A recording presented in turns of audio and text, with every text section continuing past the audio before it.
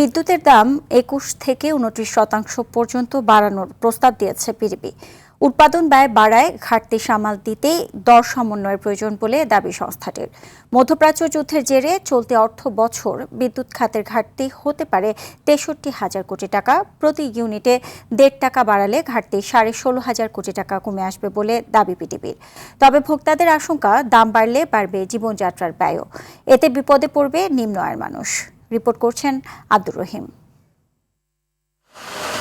জ্বালানি তেল ও এলপি গ্যাসের পর এবার বিদ্যুতের দাম বাড়ানোর উদ্যোগ নিয়েছে সরকার। এ লক্ষ্যে বাংলাদেশ এনার্জি রেগুলেটরি কমিশনের উদ্যোগে শুরু হয়েছে ২ দিনব্যাপী গণশুনানি। রাজধানীর কৃষিবিদ ইনস্টিটিউট মিলনায়তনে প্রথম দিনের শুনানিতে বিদ্যুতের দাম বাড়ানোর পক্ষে বিপক্ষে তুলে ধরা হয় নানা যুক্তি। সাধারণ ভোক্তার উপর চাপানো উচিত নয়, এসব খাতে সুশাসন ও জবাবদিহিতা নিশ্চিত করা প্রয়োজন। বাংলাদেশ বিদ্যুৎ উন্নয়ন বোর্ড পিডিবি তাদের প্রস্তাবে জানিয়েছে, বর্তমানে প্রতি ইউনিট বিদ্যুতের পাইকারি দর ৬০ টাকা ৪ পয়সা হলেও উৎপাদন ব্যয় দাঁড়িয়েছে ১৩ টাকা ১৯ পয়সা। এতে বছরে প্রায় ৬০,০০০ কোটি টাকার ঘাটতি তৈরি হয়েছে। ইনস্টল ক্যাপাসিটি বেশি হওয়ার কারণে ওই যে বসিয়ে খাওয়ানো, যেহেতু বসা আছে ক্যাপাসিটি চার্জ দিতে হচ্ছে বসিয়ে।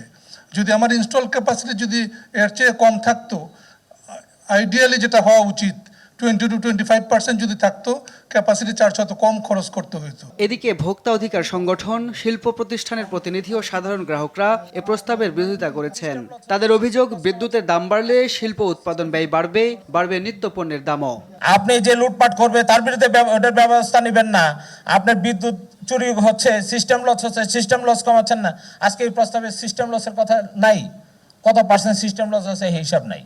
জনমনের প্রতিক্রিয়া বিবেচনা ছাড়া মূল্যহার পরিবর্তনের নামে বৃদ্ধির কোনোটাই গ্রহণযোগ্য না। সুতরাং পিডিবির এই প্রস্তাব 100% অগ্রহণযোগ্য, যেহেতু তারা জনগণের কোনো স্বার্থ দেখে নাই। আপনারা যে ক্ষমতা পেয়েছেন সেই ক্ষমতা ব্যবহার করে মানুষের পক্ষ নেবেন, তা না করে এই সমস্ত যারা অবৈধভাবে নানাভাবে নানা কিছু করছে তাদের পক্ষ আপনারা নিচ্ছেন। সেখান থেকে সরে আসুন।